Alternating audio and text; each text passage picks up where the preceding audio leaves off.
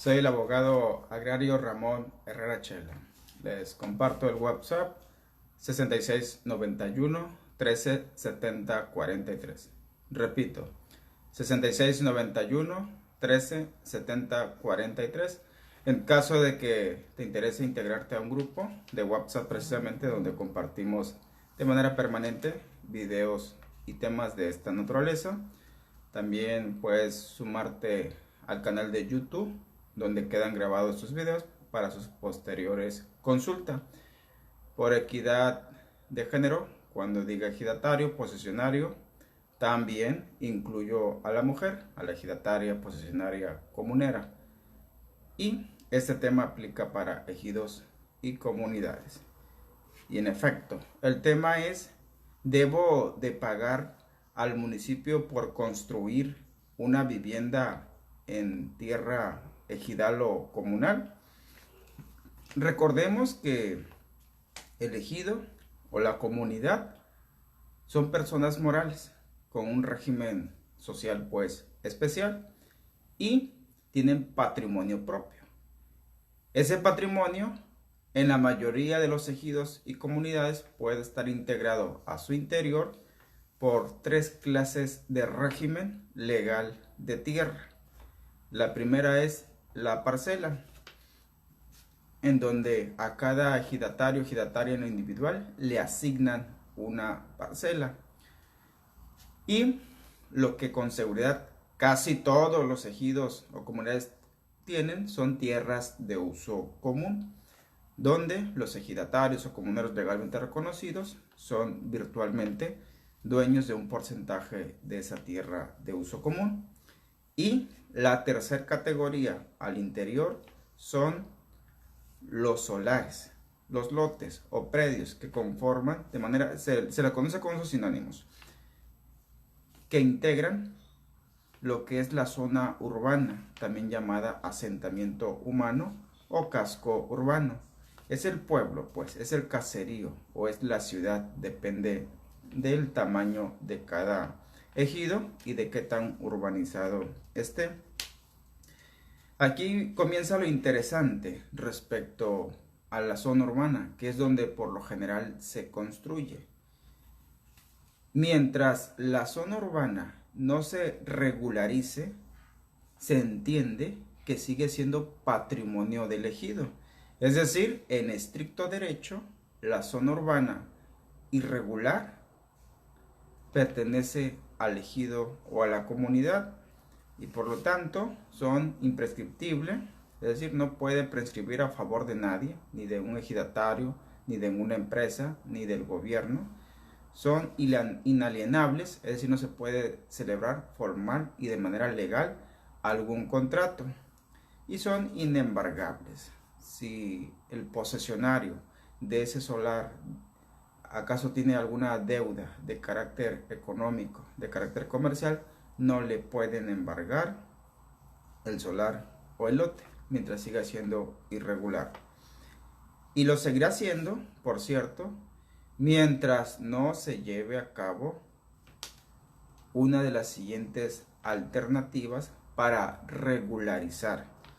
Número 1, la asamblea. Pero tiene que ser una asamblea de formalidades especiales.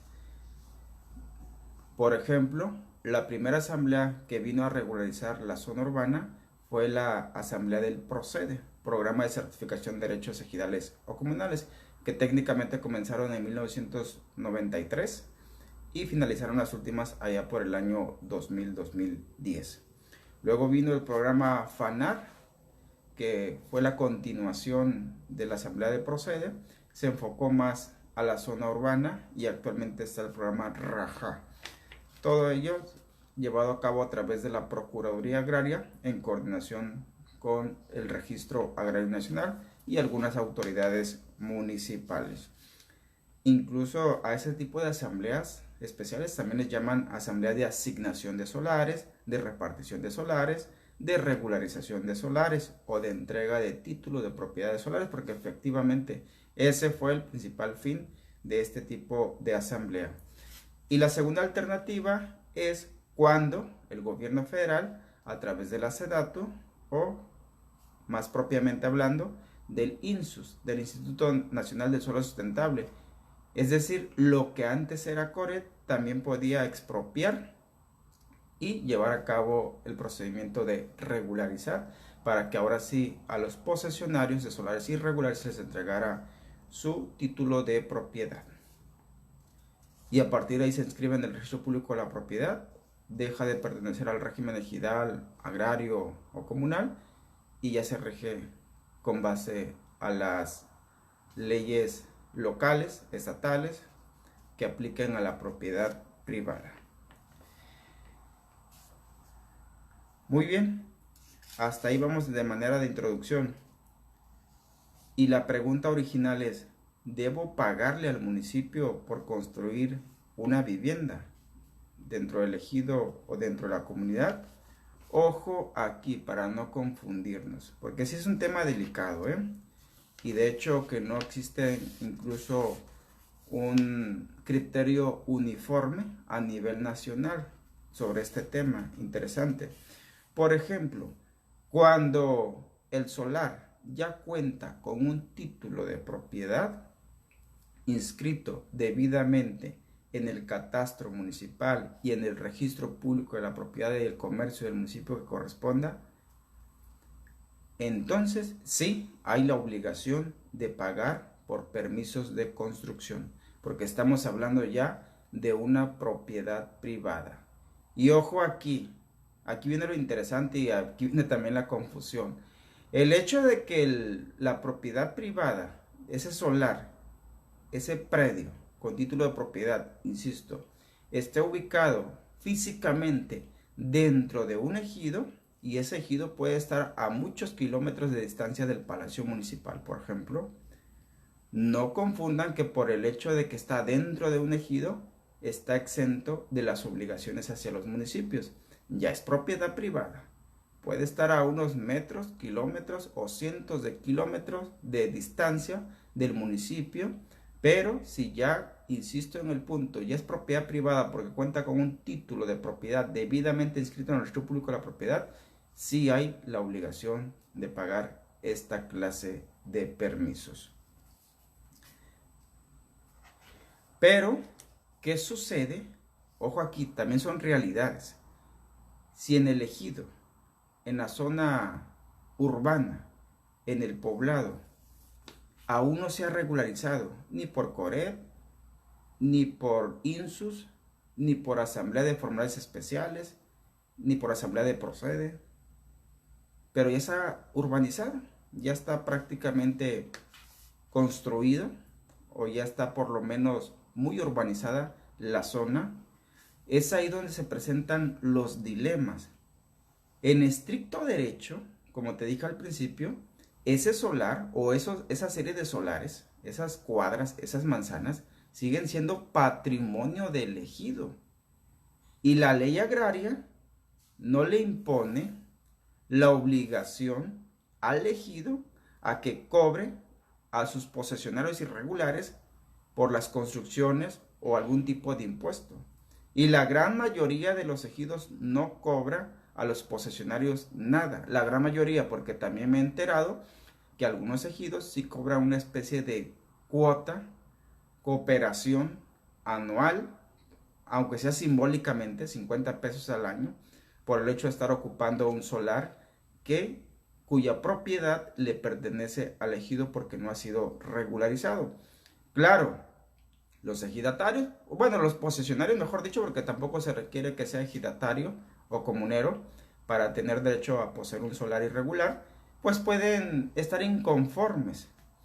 Pero si se van a juicio, es muy probable que les salga más caro el juicio que el quejarse de que le están cobrando una cantidad, un monto simbólico respecto al uso o a la disposición, al usufructo, a la ocupación de ese solar. Es decir, ni la propia asamblea que representa en sí al ejido, que integra al ejido, que es la razón de ser del ejido, tiene esa facultad de cobrar de manera forzosa ese derecho. Pues ahora imagínense al municipio como una autoridad externa que es. El municipio, recordemos que no está dentro de las autoridades que la ley agraria o la legislación agraria contempla como competente en materia agraria.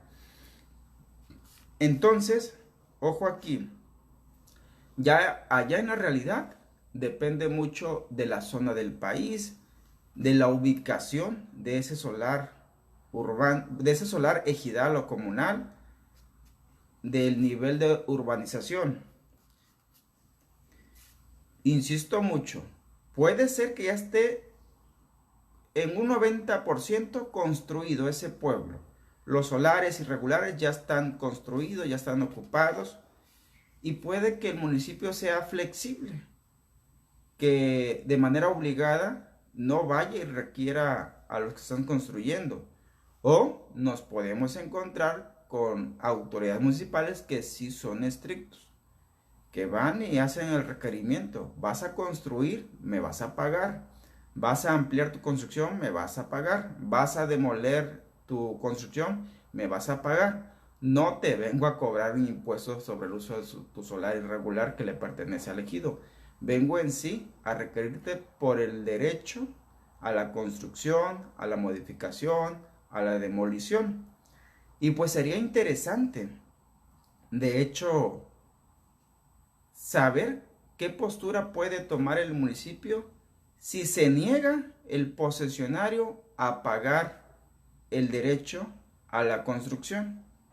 Porque no hay duda que ese juicio terminaría allá en los colegiados, si no es que se va a la corte, como ya me ha tocado ver algunos criterios aislados, ahora con el dilema de que quién es el que manda más, la SEDATU o los municipios cuando se trata de urbanizar la zona de asentamientos humanos de los ejidos. Por ahí hay un video que grabé hace un par de meses precisamente de este tema, de un municipio allá de Nuevo León, que su dirección de planeación y desarrollo querían urbanizar y la SEDATU dijo, espérate, esa es competencia mía, de acuerdo a la ley de la SEDATU.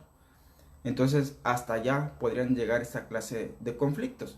Obviamente en la realidad a veces el posesionario, pues para evitarse problemas, para evitarse molestia, o también con esperanza de que tenga algún sustento más para acreditar que le pertenece ese solar, al menos en posesión, o de alguna manera garantizar lo que le está invirtiendo en dinero a la construcción dentro de ese solar, pues sí, va a ir a pagar el derecho a construir, a demoler o a ampliar esa construcción.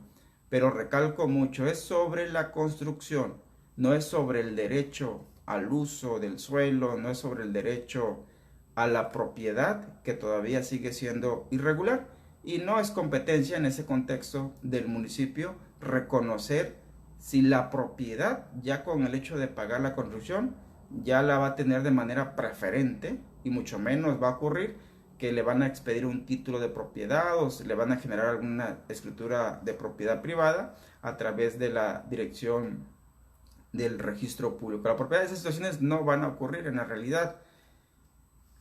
Y sí, también conozco varios ejidos, varias comunidades, sobre todo las que están apartadas pues de la ciudad, están apartadas del lugar donde se ubica el Palacio Municipal, que simplemente construyen sin pagar. Y pues está medio complicado que el municipio vaya a decir te voy a ir a multar o hasta te voy a hacer un juicio y te voy a embargar tu solar, porque no se puede legalmente, como te lo expliqué. No es propiedad privada, es más, no es ni propiedad pues del que está construyendo, es propiedad del ejido, y el ejido pues se rige por su propia legislación. Así que este fenómeno se puede presentar sobre todo en las zonas rurales, sobre todo en los caseríos apartados de las grandes ciudades o muy lejanos pues de donde se ubica el Palacio Municipal. Y vuelvo a repetir, si ustedes dicen, oiga, es que sí tiene la obligación de, como decimos coloquialmente entre ejidatarios a veces, a mí nomás me vienen a cobrar el cascarón, la construcción pues, no me vienen a cobrar cuestiones del suelo, del uso del suelo, de los impuestos. Y hasta ahí hay ese limbo legal, existe ese dilema legal. Y pues ya depende, insisto, de cada entidad federativa, de cada municipio, de cada región, de qué tan estrictos, qué tan flexibles sean las autoridades municipales.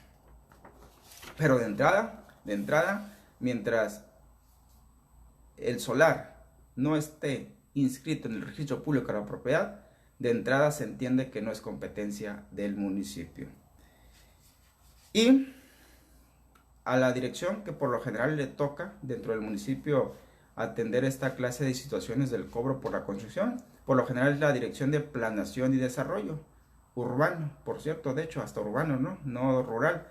Y pues ya, y obviamente este nombre puede variar, pero se refiere a eso, pues el área del municipio, el funcionario del municipio que está encargado de que la planeación, el crecimiento, el desarrollo urbano de los centros de población o los poblados, los caseríos, pues crezca de manera ordenada. Porque incluso a veces los municipios van y se meten por la cuestión de la construcción, precisamente por este tema, de que no me vayan a hacer un desorden aquí con su crecimiento, que queden calles, solares sin salida a la vía pública, que crezca de manera desorganizada, desordenada, y luego viene pues un problemón. O peor aún, ¿no? Cuando se empieza a extender el poblado del ejido de la comunidad hacia una zona, por ejemplo, hacia un arroyo seco, hacia un río seco, hacia una corriente de agua que aunque se seque, pero con la lluvia viene a reclamar su curso el agua, o una zona de derrumbes, una zona pues que no sea apta para la construcción. Es ahí donde algunos municipios pues también se ponen estrictos de que esa zona no me la urbanices, no te voy a dar permiso para construir, no te voy a dar permiso para ampliar, no obstante que sea tierra ejidal o comunal. Ese tipo de situaciones también las consideran los municipios. Pues así las cosas. Entonces, a manera de conclusión, y en esta ocasión una rotunda conclusión, ojo aquí, ejidatario, ejidataria, comunero, o sin ser comunero ni ejidatario, pero simplemente tienes en posesión, ocupas, estás construyendo o tienes interés en construir o en ampliar. Si tu municipio se pone estricto con el cobro de los permisos para la construcción, para la demolición, para la ampliación, ustedes también pónganse estrictos, que así como te va a empezar a cobrar derechos, pues que también cumpla con sus servicios públicos, por lo menos los mínimos indispensables, como son la seguridad pública, el alumbrado, la pavimentación de la calle, del callejón, de la avenida donde se ubica ese solar, el agua potable, el alcantarillado, el drenaje, etcétera, la recolección de basura, panteones, rastros, parques, jardines, mercados, etcétera. Y yo estoy seguro que sí procede un amparo con las boletas de pago a la Dirección de Planeación de Desarrollo, de que me vienes a cobrar los derechos, pues yo también te vengo a exigir como ciudadano a que me cumplas y me pavimentes por lo menos la calle, me resuelvas el tema del alumbrado, del agua potable. En esa lógica, pues, vamos dando y dando, en pocas palabras. Entonces, pues, no hay duda de que, como te dije al principio, este tema en sí no tiene un criterio uniformado. Si por ahí estoy checando que están compartiendo una tesis, les agradezco mucho. Si alguien tiene conocimiento de alguna jurisprudencia también, compártanla. Si alguno de ustedes tiene alguna experiencia de un caso real que haya visto, que haya vivido, también compártalo de cómo anda este tema de qué tanta injerencia, qué tanta facultad tiene la autoridad municipal para ir a requerir esta clase de derechos que por la general aplica para la propiedad privada. Pero estoy seguro que si revisamos ahí la reglamentación o la legislación municipal, que no señala estrictamente o de manera expresa los terrenos, los lotes, los solares que se ubican de manera irregular dentro de la zona urbana de un ejido o de una comunidad. Porque, como siempre decimos, eso se cocina aparte, tiene su propia legislación. Y eso también es una consecuencia, es un rezago de la ley vigente desde 1992. Allá en el 92, seguramente el gobierno federal, los legisladores y todos los involucrados supusieron que en cuanto entrara en vigencia y empezaran los programas como Procede, Todos los ejidos y comunidades le iban a entrar a la regularización de su zona urbana. Pero la realidad fue que no. Hasta el día de hoy hay muchos ejidos, hay muchas comunidades que su zona urbana sigue estando irregular. Entonces no previeron este problema y aquí se les presentó. Este problema que se abordó hoy es uno de los tantos síntomas legales que se están viviendo o sufriendo. Así las cosas, entonces nos vemos en la siguiente transmisión. Deja tus comentarios, insisto, deja tus saludos, deja tus preguntas y aquí entre todos nos ayudamos para que eso se complemente mucho más.